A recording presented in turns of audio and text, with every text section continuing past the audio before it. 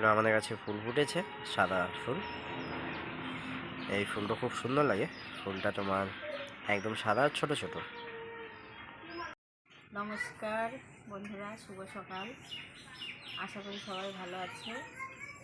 আজকে বাজার থেকে আমার ছেলে কাতল মাছ পাঠিয়েছে, সেটাই আজকে রান্না রেসিপি আমরা দেখাবো। মাছটা ঢেলে নিচ্ছি, দেখো।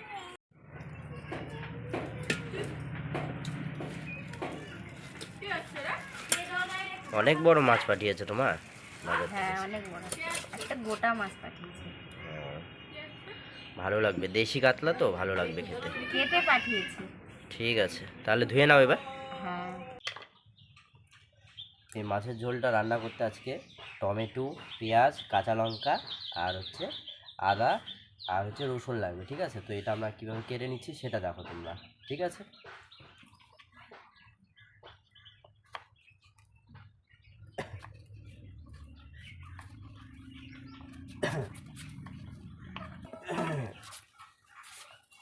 এইভাবে টমেটোটা কেটে নিলাম।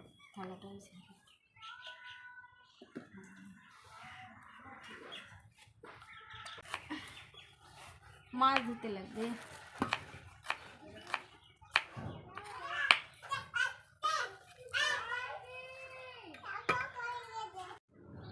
আমাদের সব কিছু কাটা হয়ে গেছে। রসুন নিয়েছি কয়েক কোয়া, এদিকে কাঁচা লঙ্কা, এদিকে আদা আর এদিকে পেঁয়াজ, এই সব একসাথে বেটে নিব আর সর্ষে দিব। ঠিক আছে, আর টমেটোটা এমনি দিব। ঠিক আছে, তাহলে বেটে নিয়ে আসি। আমাদের মশলাটা বেটে নেওয়ার পরে এই যে এরকমটা হয়েছে, সর্ষে, পেঁয়াজ, কাঁচা লঙ্কা, রসুন আর হচ্ছে আদা একসাথে সব বেটে নিয়েছি। উনান ধরে গেছে, কড়াইতে এবার আমরা বসিয়ে দেব আর মাছটা লবণ হলুদ দিয়ে মেখে দেব। ঠিক আছে, তাহলে লবণ হলুদ দিয়ে মাছটা মেখে নিচ্ছে। লবণ,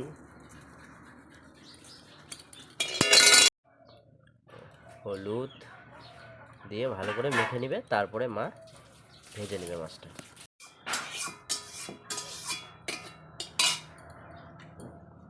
কড়াই গরম হয়ে গেছে, তেলটা ছেড়ে দিতে হবে। ঠিক আছে,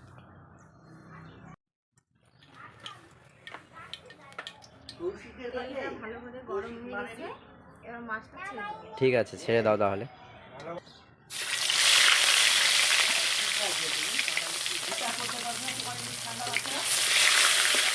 দেশি কাতল মাছ, দারুণ লাগবে খেতে। আর আজকে রান্নাটা একদমই অন্যরকম ভাবে।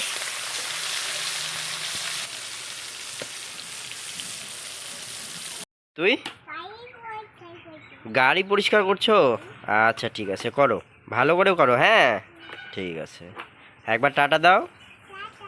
ঠিক আছে,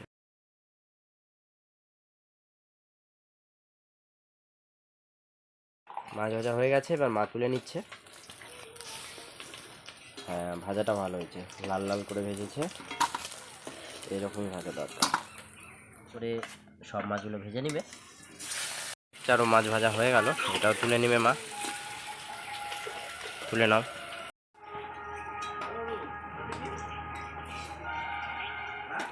আর এক চারো মাছ ভাজা হয়ে গেছে, মা তুলে নিল। গরম হয়ে গেছে, এবার আমরা মাছের ঝোলটা করে দেবো। ঠিক আছে, আজকের মাছের ঝোলটা একদমই আলাদা রকম। আজকে সর্ষে দিয়ে রান্না হচ্ছে। সর্ষে বাটাও বলা যাবে না এটাকে, তোমরা দেখো, দেখলেই বুঝতে পারবে। ঠিক আছে, কড়াই গরম হয়ে গেছে, তেজপাতা, শুকনো লঙ্কা আর কালো জিরা, দুটো এলাচ। ঠিক আছে, ঠিক আছে, দিলাম। ঠিক আছে, এবার আমরা টমেটোটা ছেড়ে দেবো। ঠিক আছে, ছেড়ে দাও তাহলে।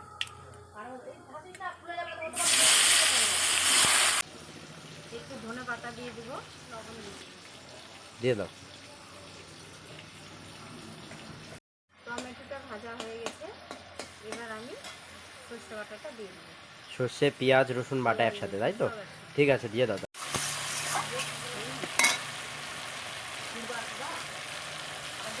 এটা দিয়ে ভালো করে কষাই নিবা, তাই তো? দাও, হলুদ দিয়ে দাও। লবণ তো আর দিবা না? না লবণ দিবা, আর একটু লাগবে আর লবণ। লবণ আর একটু দাও। ঠিক আছে, তাহলে দিয়ে দাও।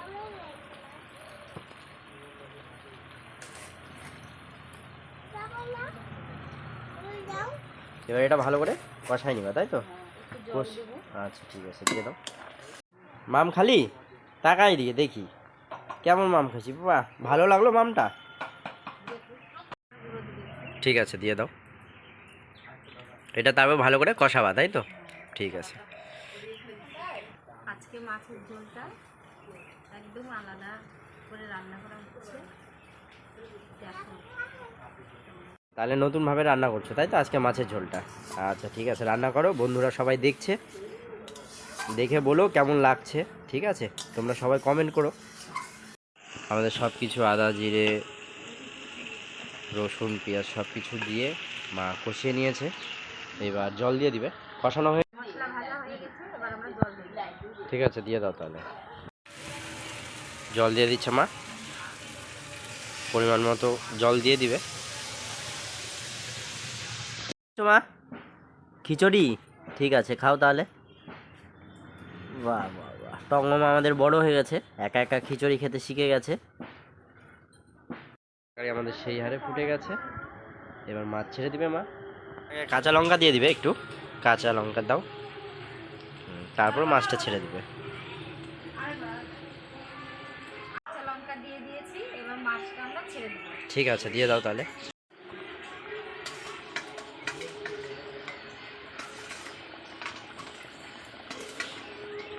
দারুণ সেন্ট বেরোচ্ছে মা।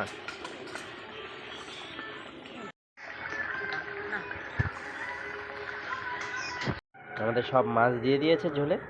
এবার ভালো করে ফুটাতে হবে অনেকটা সময় ধরেই, তাহলে মাছটা ভালো সেদ্ধ হবে। সেদ্ধ হবে এবং ঝোলটাও ভালো ঢুকবে মাছে, মাছটা খেতেও ভালো লাগবে, তাই না? ঠিক আছে তাহলে। তারপর পেঁয়াজ দিলাম।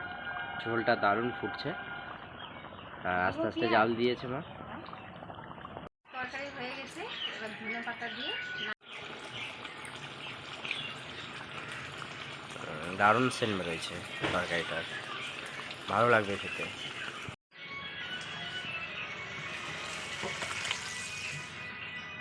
দারুণ